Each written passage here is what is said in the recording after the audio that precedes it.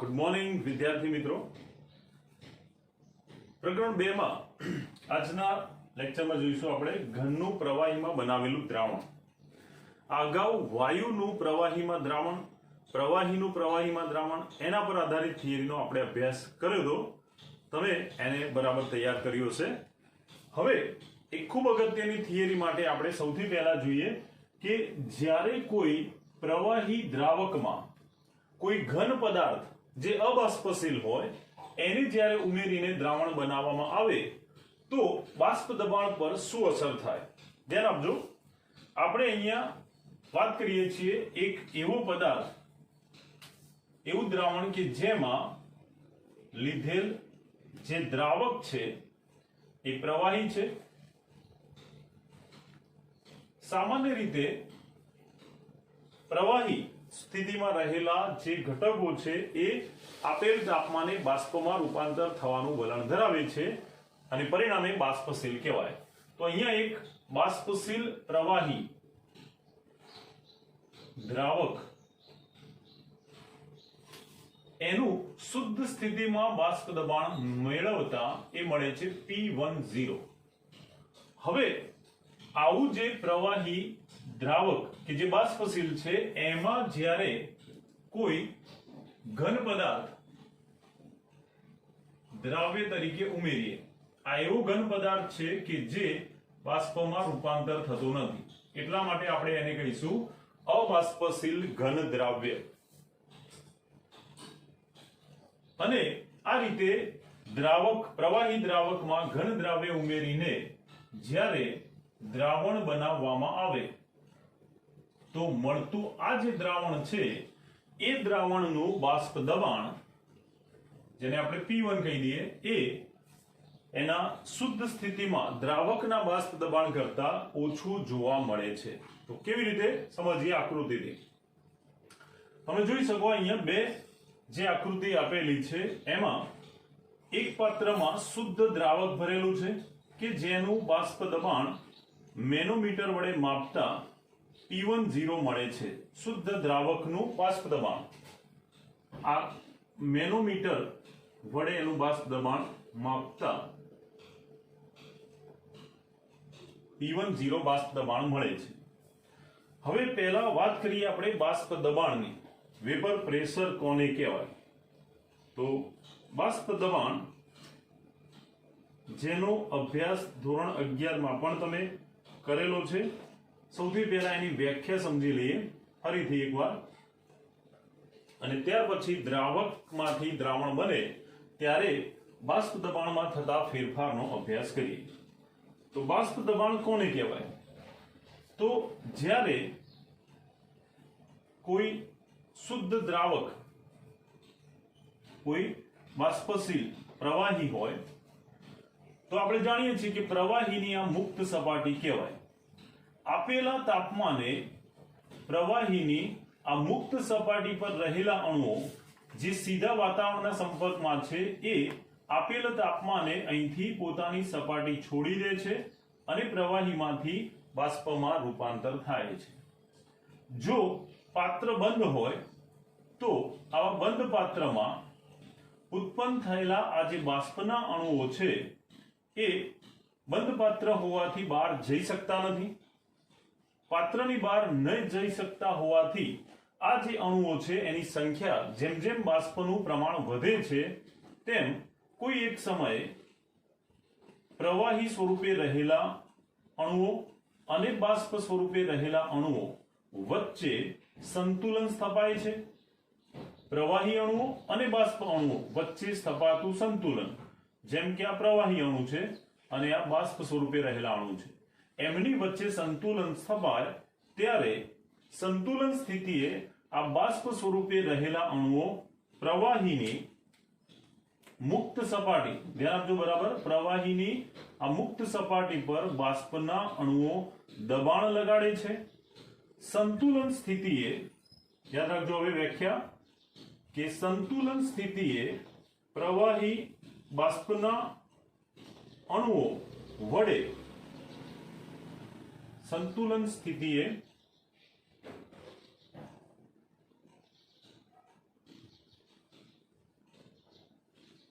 બાષ્પના અણુઓ વડે પ્રવાહીની મુક્ત સપાટી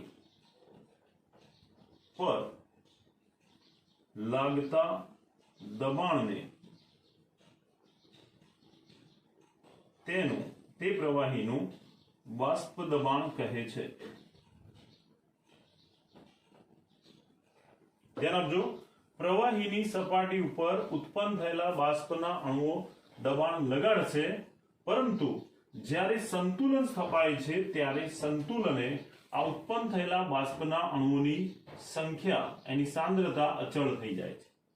આવા અચળ સાંદ્રતાએ બાષ્પના અણુઓ પ્રવાહીની મુક્ત સપાટી પર જે દબાણ લગાડે છે તે દબાણને તે પ્રવાહીનું બાષ્પ દબાણ કહે છે। બરાબર, તો સંતુલને બાષ્પના અણુઓ અચળ થાય છે, જેના વડે ઉદ્ભવતું દબાણ એ તેનું બાષ્પ દબાણ કહેવાય। શુદ્ધ દ્રાવક, અહીંયા લીધેલું દ્રાવક એ બાષ્પશીલ પ્રવાહી છે। તમે જોઈ શકો કે આ એની મુક્ત સપાટી પર આપણે અણુઓ દર્શાવેલા છે। દ્રાવકના અણુઓને આપણે બ્લુ રંગથી દર્શાવેલા છે। આ દ્રાવકના અણુ શુદ્ધ દ્રાવકમાં બધા જ અણુ એ દ્રાવકના હોય છે, એટલે આ રીતે દર્શાવેલા દ્રાવકના અણુ એ અહીંયા મુક્ત સપાટી પર જોવા મળે છે। હવે આગળ જણાવ્યું એમ દ્રાવક એ બાષ્પશીલ હોવાથી આપેલા તાપમાને આ જે અણુઓ છે એનું સપાટી પરથી મુક્ત થઈ અને બાષ્પમાં રૂપાંતર થશે। પ્રવાહીની મુક્ત સપાટી પરથી અહીંયાથી બાષ્પ સ્વરૂપમાં રૂપાંતર થતા આવા અણુઓ એ કોઈ એક સમયે એના પ્રવાહી અણુઓ સાથે સંતુલન પ્રાપ્ત કરે છે। જ્યારે પ્રવાહી અણુઓ અને બાષ્પના અણુઓ વચ્ચે સંતુલન સ્થપાય, આ છે આપેલ પ્રવાહીના બાષ્પ સ્વરૂપે રહેલા અણુઓ, જ્યારે આ છે એના પ્રવાહી સ્વરૂપે રહેલા અણુઓ। આ પ્રવાહી અણુ અને બાષ્પના અણુઓ વચ્ચે કોઈ એક સમયે સંતુલન સ્થપાય છે। સંતુલને જ્યારે બાષ્પના અણુઓની સાંદ્રતા અચળ થઈ જાય છે ત્યારે આ અચળ સાંદ્રતા ધરાવતા બાષ્પના અણુ મુક્ત સપાટી પર જે દબાણ લગાડે છે એ શુદ્ધ દ્રાવકનું બાષ્પ દબાણ કહેવાય, જેને આપણે આ મેનોમીટર નામના સાધનની મદદથી માપતા કેટલું મળે છે? P10। હવે જ્યારે આ શુદ્ધ દ્રાવકનું બાષ્પ દબાણ, ધારો કે આ બાષ્પ દબાણ મળે છે આપણને 1 બાર। હવે આ જ શુદ્ધ દ્રાવક જે બાષ્પશીલ છે કે જેનું બાષ્પ દબાણ P10 છે, એમાં કોઈ ઘન દ્રાવ્યને આપણે ઉમેરીએ છીએ કે જે કેવો છે? અબાષ્પશીલ। જેમ કે મીઠું, ખાંડ વગેરે આ એવા પદાર્થો છે કે જે પાણીમાં દ્રાવ્ય થાય પણ એમાંથી કોઈ બાષ્પ બનતી નથી। કપૂર એ બાષ્પ બનશે, ઉર્ધ્વપાતી પદાર્થ કહેવાય। તો અહીંયા આપણે લીધેલો પદાર્થ અબાષ્પશીલ છે। તો હવે જ્યારે દ્રાવણ બનાવવા માટે આ જે શુદ્ધ દ્રાવક હતો, તમે જોઈ શકો અહીંયા આપણે દ્રાવક જ લીધેલો છે। દ્રાવણ બનાવવા માટે આ જે શુદ્ધ દ્રાવક હતો એમાં હવે જો આપણે અબાષ્પશીલ દ્રાવ્ય ઉમેરીએ તો શું થશે? તો આ જે શુદ્ધ દ્રાવક હતું એમાં જ્યારે અબાષ્પશીલ દ્રાવ્ય ઉમેરીશું તો દ્રાવ્યના અણુઓ પણ આની અંદર ભળી જશે। દ્રાવ્ય જે છે એ અબાષ્પશીલ હોવાથી એના કેટલાક અણુઓ મુક્ત સપાટી પર પણ ગોઠવાશે, જેને આપણે અલગ બતાવી દઈએ। દ્રાવ્યનો અણુ એને બતાવી દઈએ આપણે રેડ કલરથી।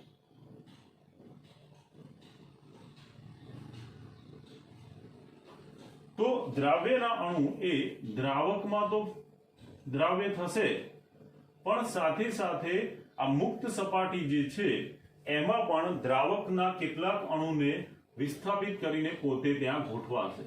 હવે જો દ્રાવ્યના અણુ એ દ્રાવકના અણુઓની વચ્ચે આ રીતે ગોઠવાય તો મુક્ત સપાટી પર આ જે મુક્ત સપાટી છે એ મુક્ત સપાટી પર અબાષ્પશીલ દ્રાવ્યના અણુ આવવાને કારણે બાષ્પમાં રૂપાંતર થવાનો દર જે શુદ્ધ દ્રાવકમાં હતો એની સાપેક્ષે અહીંયા અબાષ્પશીલ અણુઓ એ બાષ્પમાં રૂપાંતર થઈ શકતા નથી. માત્ર રૂપાંતર કોણ થશે? જે વાદળી કલરથી બતાવેલા દ્રાવકના અણુ છે જે બાષ્પશીલ છે એનું જ બાષ્પમાં રૂપાંતર થશે.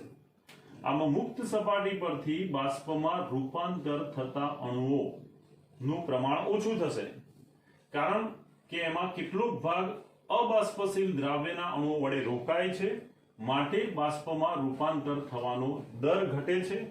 બાષ્પમાં રૂપાંતર થવાનો દર ઘટતા દ્રાવકના બાષ્પ સ્વરૂપે રહેલા અણુઓની સંખ્યા એ શુદ્ધ દ્રાવકની સાપેક્ષે ઓછી થાય છે. હવે જો આ બંને વચ્ચે સંતુલન સ્થપાય ત્યારે ઉત્પન્ન થયેલા દ્રાવકમાંથી ઉત્પન્ન થયેલા બાષ્પના અણુઓની સંખ્યા જો ઓછી હશે તો એના વડે લાગતું મુક્ત સપાટી પરનું દબાણ એ પણ ઓછું થશે. આમ સંતુલને અહીંયા બાષ્પના અણુ ઓછા હોવાથી ઉદ્ભવતું દબાણ પણ ઓછું મળે છે. એટલા માટે એવું કહેવાય કે શુદ્ધ દ્રાવકનું જે બાષ્પ દબાણ છે એની સાપેક્ષે એમાં અબાષ્પશીલ ઘન દ્રાવ્ય ઉમેરતા બાષ્પનું રૂપાંતર થવાનું પ્રમાણ ઘટે છે, બાષ્પ અણુઓની સંખ્યા ઘટે છે, માટે બાષ્પ દબાણનું મૂલ્ય પણ ઘટે છે. આમ જો પ્રવાહી દ્રાવકમાં ઘન દ્રાવ્ય ઉમેરવામાં આવે તો બનતા દ્રાવણનું બાષ્પ દબાણમાં ઘટાડો થાય છે, એટલે કે શુદ્ધ દ્રાવકના બાષ્પ દબાણ કરતા દ્રાવણનું બાષ્પ દબાણમાં ઘટાડો થાય છે. P10 is greater than P1, એટલે કે શુદ્ધ દ્રાવકનું બાષ્પ દબાણ વધારે હોય છે, જેની સાપેક્ષે દ્રાવણનું બાષ્પ દબાણમાં ઘટાડો થાય છે. શુદ્ધ દ્રાવક કરતા દ્રાવણના બાષ્પ દબાણમાં ઘટાડો થાય છે. આ પરિબળને ધ્યાનમાં લઈને આપણે રાઉલ્ટનો અબાષ્પશીલ દ્રાવ્ય માટેનો નિયમ જોઈએ. હવે જોઈએ આપણે અબાષ્પશીલ દ્રાવ્ય અને બાષ્પશીલ દ્રાવક માટેનો રાઉલ્ટનો નિયમ, જે ખૂબ જ અગત્યનો પ્રશ્ન છે, મોટા પ્રશ્ન તરીકે, અને દાખલાઓ માટે પણ આ થિયરી બહુ અગત્યની છે. ધ્યાન આપજો બરાબર. આપણે અહીંયા એવું દ્રાવણ લઈએ છીએ કે જેમાં દ્રાવ્ય કેવો છે? અબાષ્પશીલ, અને દ્રાવક જે છે એ બાષ્પશીલ છે. આવા દ્રાવણ માટે રાઉલ્ટના નિયમ પરથી આપણે બાષ્પ દબાણમાં થતા સાપેક્ષ ઘટાડાનું સૂત્ર મેળવીશું. શરૂઆત કરીએ કે જ્યારે કોઈ શુદ્ધ દ્રાવક જે કેવું છે? બાષ્પશીલ,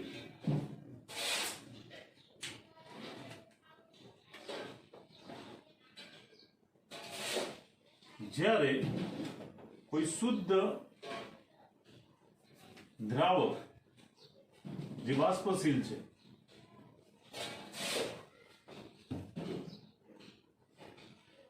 શુદ્ધ દ્રાવકમાં અબાષ્પશીલ દ્રાવ્ય ઉમેરી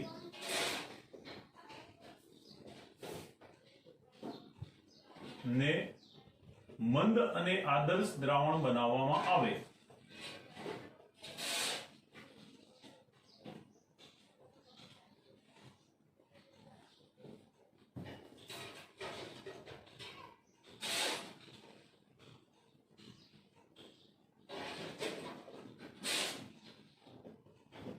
ત્યારે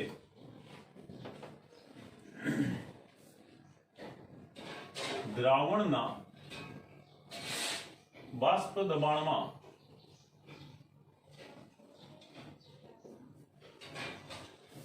થતો સાપેક્ષ ઘટાડો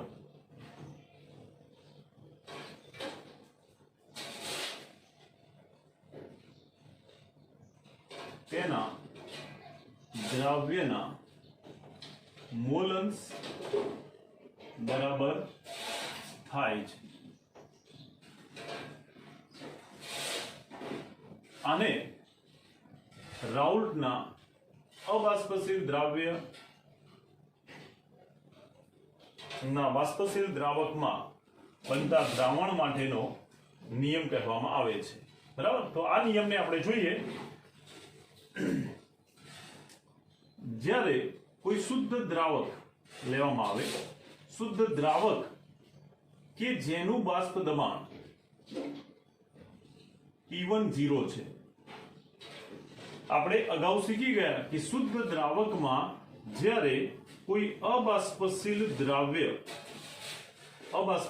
ઘન દ્રાવ્ય ઉમેરવામાં આવે છે અને આ બંને મિશ્ર કરીને જ્યારે દ્રાવણ બનાવવામાં આવે છે, તો આવા દ્રાવણનું બાષ્પ દબાણ જે છે, જો આપણે એને P1 તરીકે બતાવીએ તો શુદ્ધ દ્રાવકનું જે બાષ્પ દબાણ હોય એના કરતા એનું દ્રાવણનું બાષ્પ દબાણમાં ઘટાડો થાય છે. જે ઓલરેડી આગળ જોઈ ગયા આપણે કે શુદ્ધ દ્રાવકમાંથી પ્રવાહી બાષ્પશીલ હોવાથી બાષ્પ વધારે ઉત્પન્ન થશે, માટે એનું દબાણ વધારે લાગશે, બાષ્પ દબાણ વધારે હોય. કોનું? શુદ્ધ દ્રાવકનું બાષ્પ દબાણ વધારે હોય, કારણ કે દ્રાવક કેવો છે? બાષ્પશીલ. પરંતુ જ્યારે એમાં કોઈ ઘન દ્રાવ્ય જે અબાષ્પશીલ છે એને ઉમેરવામાં આવે તો આવા ઘન દ્રાવ્ય ના ઉમેરણને કારણે એ શુદ્ધ દ્રાવકના મુક્ત સપાટી પર રહેલા અણુઓની વચ્ચે ગોઠવાય છે. અબાષ્પશીલ દ્રાવ્યના અણુઓ એ વચ્ચે ગોઠવાય તો એનું બાષ્પમાં રૂપાંતર થઈ શકતું નથી, માટે બાષ્પનું પ્રમાણ ઓછું ઉત્પન્ન થાય અને એટલા માટે દ્રાવણ બને તો બનતા દ્રાવણનું બાષ્પ દબાણ તેના શુદ્ધ દ્રાવકની સાપેક્ષે ઓછું હોય છે. જે આપણે આગળ જોઈ ગયા. તો આ દ્રાવણનું બાષ્પ દબાણ જે આ પ્રમાણે શુદ્ધ દ્રાવકની સાપેક્ષે એમાં ઘટાડો થાય છે. ધારો કે આ 1 બાર હોય તો આ ઘટે છે 0.2 બાર, અને એટલા માટે દ્રાવણનું બાષ્પ દબાણ કેવું થઈ જાય છે? ઓછું થઈ જાય. તો જ્યારે શુદ્ધ દ્રાવકમાં અબાષ્પશીલ ઘન દ્રાવ્ય ઉમેરી અને દ્રાવણ બનાવવામાં આવે તો આવા બનતા દ્રાવણનું બાષ્પ દબાણ એ શુદ્ધ દ્રાવકનું જે બાષ્પ દબાણ હતું એના કરતા બનતા દ્રાવણનું બાષ્પ દબાણ ઘટે છે. શું થશે? શુદ્ધ દ્રાવકની સાપેક્ષે બનતા દ્રાવણના બાષ્પ દબાણમાં ઘટાડો થાય છે. આ જે ઘટાડો છે એના આધારે આપણે આ નિયમ જોઈશું. તો અગાઉ રાઉલ્ટના બાષ્પશીલ દ્રાવક માટે આપણે જે દ્વિઅંગી દ્રાવણનો નિયમ હતો એનો ઉપયોગ કરીશું. એ પહેલા અહીંયા કિંમતો જોઈ લઈએ. ધારો કે અહીંયા લીધેલા દ્રાવક અને દ્રાવ્ય એના માટે આપણે મૂલ્ય લઈ લઈએ. ધારો કે દ્રાવકનું વજન W1 અને દ્રાવ્ય જે ઉમેરેલો છે એનું વજન W2 ગ્રામ હોય. દ્રાવકના અણુભાર એટલે કે આણ્વીય દળ નું મૂલ્ય જો M1 અને દ્રાવ્યનો અણુભાર M2 હોય. દ્રાવકના મોલ એને આપણે ઘટક 1 ઉપરથી સ્મોલ n1 અને દ્રાવ્યના મોલ એને સ્મોલ n2 કહી દઈએ. દ્રાવકનું બાષ્પ દબાણ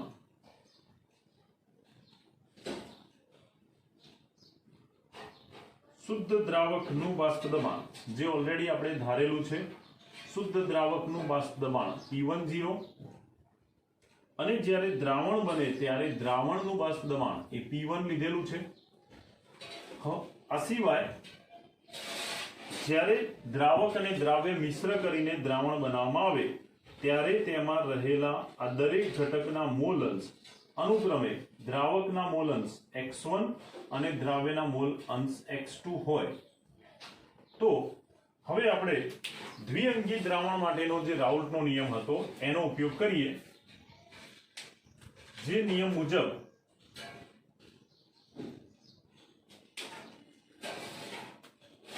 રાઉલ્ટના દ્વિઅંગી દ્રાવણના નિયમ મુજબ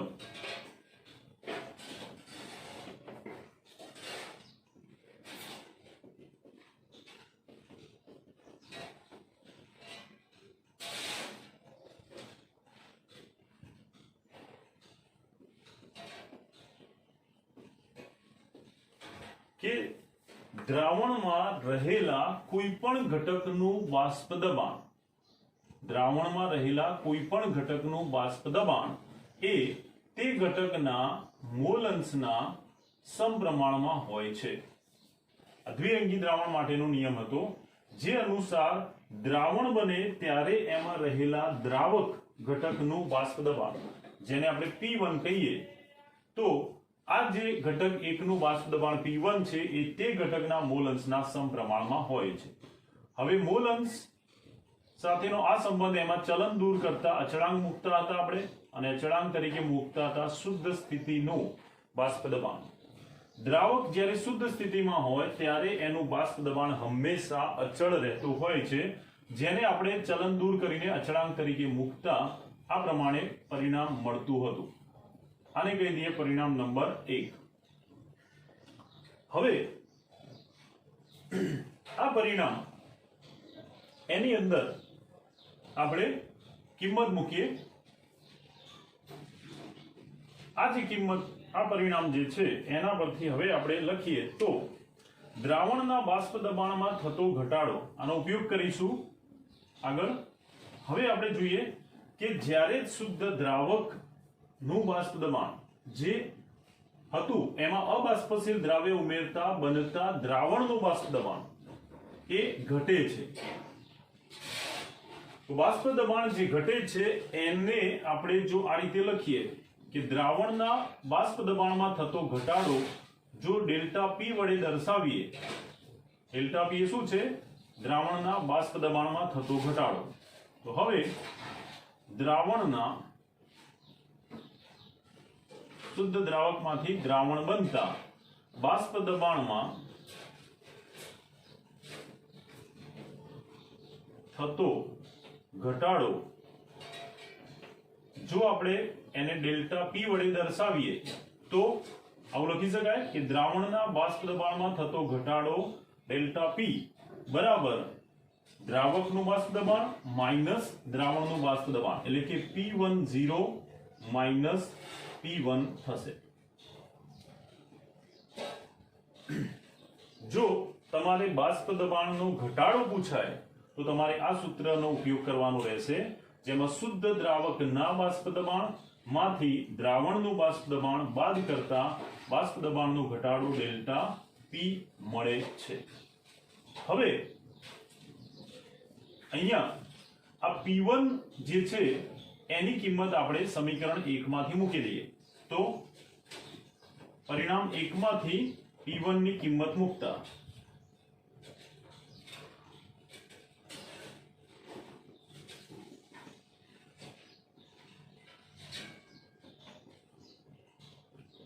સમીકરણ હવે આ પ્રમાણે થશે. બાષ્પ દબાણમાં થતો ઘટાડો ડેલ્ટા P બરાબર P10 માઈનસ P1 બરાબર શું મૂકીશું આપણે? P10 into x1.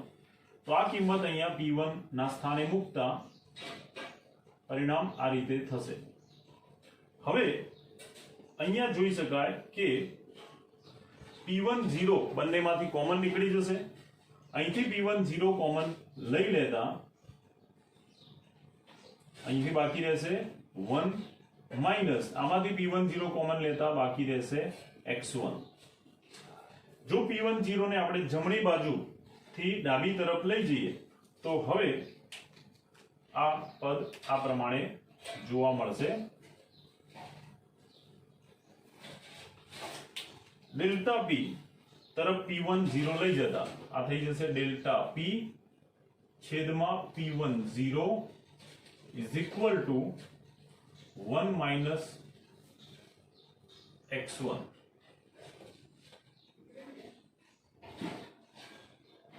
Delta P એ શું દર્શાવે છે? P10 minus P1. બરાબર, આને કહી દઈએ આપણે પરિણામ નંબર 2.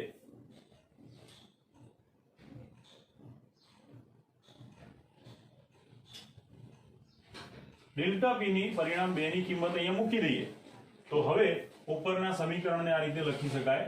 ડેલ્ટા P બરાબર P10 માઈનસ P1 છેદમાં P10 ઇઝ ઇક્વલ ટુ આ 1 માઇનસ x1 એટલે શું?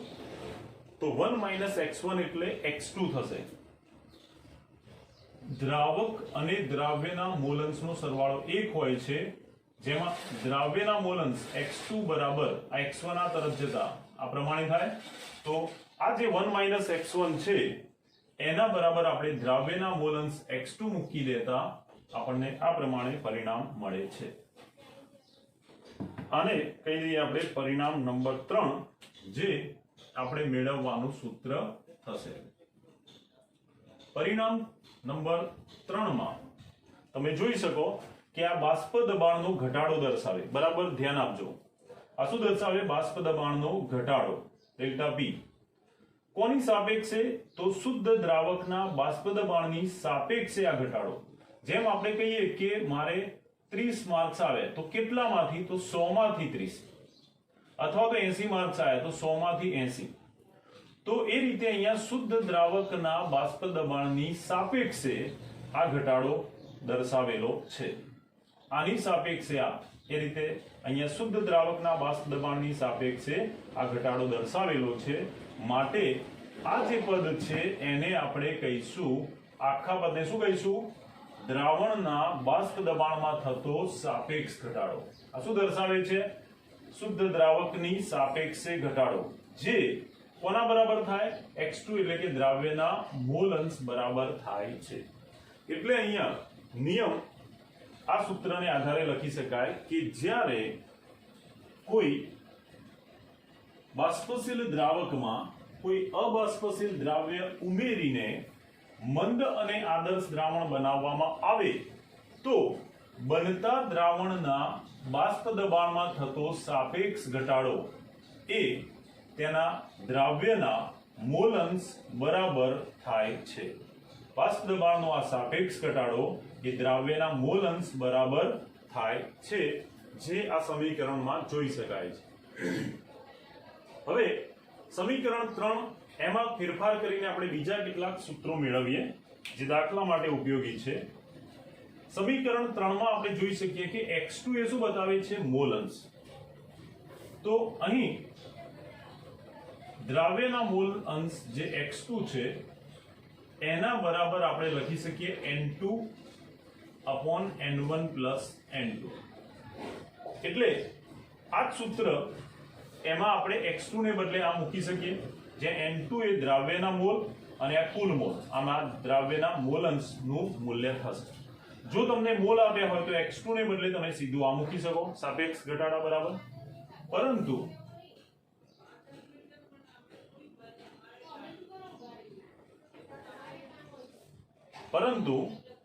અહીંયા આપણે જોઈએ કે જ્યારે મંદ અને આદર્શ દ્રાવણ બનાવવામાં આવે તો મંદ દ્રાવણ માટે શું થશે? દ્રાવ્યના મોલ, પરંતુ અહીં દ્રાવ્યના મોલ એ દ્રાવકના મોલની સાપેક્ષે ખૂબ જ ઓછા હોય છે. દ્રાવકના મોલ n1 એની સાપેક્ષે મંદ દ્રાવણમાં દ્રાવ્યના મોલ ખૂબ ઓછા હોય છે. માટે આ જે સરવાળો દર્શાવેલું પદ છે n1 plus n2, એમાં આપણે દ્રાવ્યના મોલને અવગણીએ તો આના બરાબર આપણે દ્રાવકના મોલ n1 લખી શકીએ.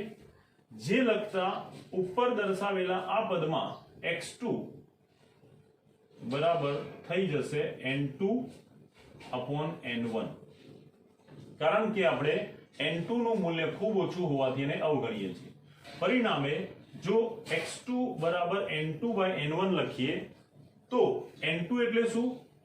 દ્રાવ્યના મોલ, જે થશે દ્રાવ્યનું વજન ભાગ્યા અણુભાર. એ રીતે n1 એટલે દ્રાવકનું વજન ભાગ્યા દ્રાવકનો અણુભાર, જે અંશમાં જશે એટલે ગુણાકારમાં આવશે. પરિણામે પરિણામ નંબર 3 ને આપણે આ રીતે પણ લખી શકીએ. તો હવે પરિણામ 3 ને લખતા, તેથી પરિણામ 3 જે દર્શાવે છે દ્રાવણના બાષ્પ દબાણમાં થતો સાપેક્ષ ઘટાડો, જે આ રીતે લખી શકાય P10 minus P1, જે બાષ્પ દબાણનો ઘટાડો છે કોની સાપેક્ષે? શુદ્ધ દ્રાવકના બાષ્પ દબાણની સાપેક્ષે. એટલે આ આખું પદ એ બાષ્પ દબાણમાં થતો સાપેક્ષ ઘટાડો કહેવાય. આ માત્ર ઘટાડો થશે અને આ પદ થશે બાષ્પ દબાણનો સાપેક્ષ ઘટાડો, જે કોના બરાબર થશે? દ્રાવ્યના મોલ અંશ x2 બરાબર. જે x2 બરાબર આપણે શું લખી શકીએ? n2/n1 આ રીતે લખી શકો. તો આ થઈ જશે. મોલ આપ્યા હોય તો સીધું આ સૂત્ર મૂકી શકાય, મોલ અંશ આપ્યું હોય તો સમીકરણ 3 મૂકી શકાય. અને જો તમને દ્રાવ્ય અને દ્રાવકના અનુક્રમે વજન અને અણુભાર આપેલા હોય તો બાષ્પ દબાણનો સાપેક્ષ ઘટાડો x2 ને બદલે આ મૂકવાથી આ રીતે મળશે W2m1